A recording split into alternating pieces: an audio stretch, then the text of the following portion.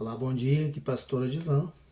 Quero trazer a meditação hoje sobre Josué capítulo 1, versículos de 1 a 9, que diz assim: Sucedeu depois da morte de Moisés, servo do Senhor, que o Senhor falou a Josué, filho de Num, servo de Moisés, dizendo: Moisés, meu servo, é morto.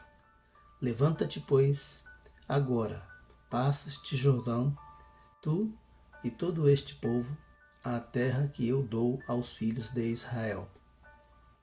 Todo lugar que pisar a planta do vosso pé, vô-lo tenho dado, como eu disse a Moisés. Desde o deserto e desde este Líbano, até o grande rio, o rio Eufrates, toda a terra dos heteus e até o grande mar, para o poente do sol, será o vosso termo. Ninguém te susterá todos os dias da tua vida. Como fui com Moisés, assim serei contigo. Não te deixarei e nem te desampararei. Esforça-te e tem bom ânimo, porque tu farás este povo herdar a terra que jurei a seus pais lhes daria. Então somente esforça-te e tem muito bom ânimo, para teres o cuidado de fazer conforme toda a lei que meu servo Moisés te ordenou. Dela não te desvieis, nem para a direita nem para a esquerda, para que prudentemente te conduzas por onde quer que andares. Não te aparte da tua boca o livro desta lei, antes medita nele dia e noite, para que tenhas cuidado de fazer conforme tudo quanto nele está escrito, porque então farás prosperar o teu caminho, e então prudentemente te conduzirás. Não te mandei eu? Esforça-te e tem bom ânimo. Não pasmes nem te espantes, porque o Senhor teu Deus é contigo por onde quer que andares. Bom, aí nesta palavra Deus está instruindo e encorajando Josué para a conquista da terra prometida, a terra de Canaã. E por que Deus faz isso? Porque Deus sabia que a tarefa não seria nada fácil, né? Seria muito difícil. E esse é o grande motivo, né? As dificuldades que Josué enfrentaria, com certeza causaria desânimo, medo, pavor, e era mesmo para causar tudo isso, né? Se formos ler todo o livro, né, nós entendemos que realmente era algo muito assustador liderar o povo de Deus naquela conquista, né, um clima de guerra. Então quero destacar aí, tem muitas lições que pode tirar disso aí. Eu quero destacar apenas 3 para nós meditarmos nesta manhã. A primeira é o grande desafio de Josué para substituir o grande líder Moisés, né? Moisés foi um homem que Deus falava com ele face a face, um homem que tinha uma intimidade muito grande com Deus, um homem que liderou o povo em momentos também muito difíceis, liderou com êxito, né? E então seria muito difícil viver à sombra do grande líder, uma grande dificuldade que Josué teria nesse sentido. Apesar de ele ter sido o auxiliar de Moisés durante muito tempo, ter acompanhado Moisés, substituir o líder não seria nada fácil.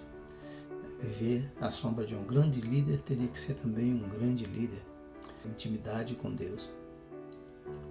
Então, esse seria o primeiro grande desafio que Josué teria, mas também tem, em segundo lugar, a gestão de pessoas, né? Gestão de pessoas e de problemas durante um clima de guerra, né? Não é nada fácil, né? Então havia muitas dificuldades a serem vencidas, barreiras a serem transpostas, né? Como por exemplo passar o Jordão. Como vamos passar o Jordão? Essa era a pergunta, né? Como vamos romper as muralhas de Jericó, por exemplo? haja paciência para dar a voltinha todos os dias, né? Em volta da cidade. E tudo aquilo era bastante estressante, né? Com certeza cansaram, com certeza tiveram exaustão mesmo, tiveram muitos problemas para atender a isso. Então, além das barreiras do Jordão, das muralhas, tinham os pecados do povo, se portar na gestão de pessoal, né?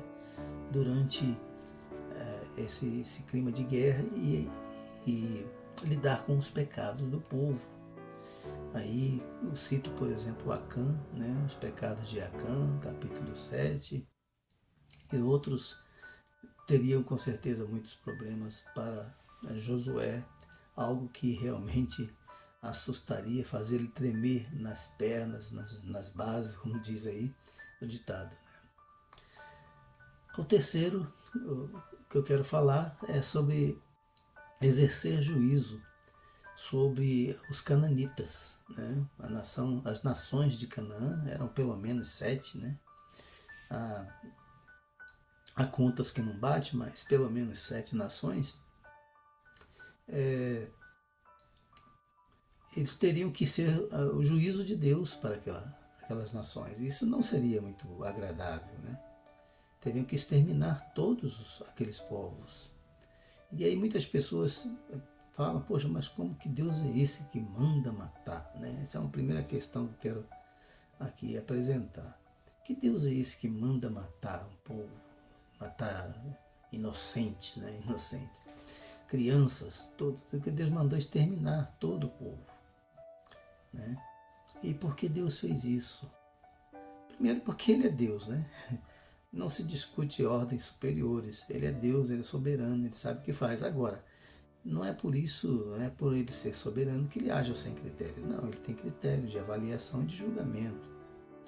Ele não executou as nações cananitas, não levantou o povo de Israel para exercer juízo contra eles ali por acaso, nem sem critério nenhum. Não. Deus havia dado muito tempo para aquele povo se arrepender. Eles sabiam das notícias que estavam acontecendo no povo de Israel, como o povo de Israel estava vindo, estava conquistando, e eles não se arrependeram. Quem se arrependeu, como por exemplo a prostituta Raabe, foi salva. Quem não se arrependeu foi destruído. E por que Deus mandou destruir aquelas nações? Porque eram nações ruins, cruéis, gente má. Né? Deus fez aquilo para frear aquela maldade deles, porque estavam crescendo, estavam progredindo, fazendo sucesso na maldade. Né? E pelo menos aí podemos calcular por baixo, né? Pelo menos uns 5 séculos Deus estava ali dando tempo para eles, porque quando Deus chamou a Abraão, em Gênesis capítulo 15, versículo 16, Deus disse, a 4ª geração sua, Abraão, vai voltar para cá, porque a medida das iniquidades dos amorreus, que eram os cananeus, né, dos amorreus ainda não chegou, né, aos limites de juízo. Quer dizer, Deus estava esperando que eles alcançassem o ponto ideal para juízo. Enquanto isso, eles tinham tempo para se arrepender, mas não se arrependeram. Não voltaram atrás nas suas maldades. Então não é pensar que Deus vai tolerar a maldade do ser humano a vida inteira porque Ele é amor. Não, Ele é também justiça. Temos que encarar isso. Então, lidar com a matança, isso seria muito difícil para Josué e para todo o povo, né? Ter que executar juízo, e em alguns momentos eles fracassaram nisso. E isso trouxe consequências eternas para a vida deles, né? Até hoje eles lidam com problemas por causa de não ter seguido à risca as ordens de Deus, né? Mas então esse seria um grande desafio, ver tanto sangue, tanta luta, tanta guerra, enfrentar todas essas batalhas para conquistar a terra. Veja, algumas lições para nós. A terra era a terra da promessa, mas nem a terra da promessa se conquista de graça, né? Tem um trabalho, tem uma dificuldade a vencer. Deus nos dá a força. Deus chamou Josué, falou com ele, deu instrução e prometeu a presença dele. Deus estava com o povo, executando aqueles juízos com o povo, usando o povo para executar os juízos dele, mas Deus estava presente, né? Deus disse: eu serei contigo, né? Esforça-te e tem bom ânimo, pois eu sou contigo. Deus disse isso para ele. Então, eles tinham que prosseguir na missão da conquista e Deus estaria com eles. Essa era a promessa. E eles teriam que conquistar as terras. Isso envolve trabalho, envolve muita concentração de forças, de energias, controle emocional, espiritual, para vencer, né? Obediência à palavra. Deus disse para ele: não se afaste da tua boca as palavras do livro dessa lei. Então tudo isso seria necessário para conquistar a terra. Hoje, trazendo isso para nós, o povo de Deus nos dias de hoje, ainda temos uma missão, né? Uma grande missão: conquistar as nações, mas não pela guerra, não pela força nem pela violência, mas para Jesus Cristo, através da mensagem do Evangelho. Temos que completar a nossa missão, temos que prosseguir na divulgação da palavra de Deus. Jesus disse: ide por todo o mundo, pregai o Evangelho a toda criatura, fazendo discípulos de todas as nações, batizando-os em nome do Pai, do Filho e do Espírito Santo. E também ele prometeu, assim como Deus prometeu a presença dele com Josué, Jesus também prometeu estar conosco todos os dias até a consumação dos séculos. Mateus capítulo 28, de 18 a 20. Está essa mensagem de Jesus, essas instruções de Jesus, por exemplo, né? Então, nós também precisamos de encorajamento, e Jesus nos dá esse encorajamento. Precisamos da presença dele e ele nos garante a sua presença. E aí nós temos que ter muita diligência no avançar, na obediência à palavra de Deus. Que Deus nos abençoe. Possamos cumprir a nossa missão.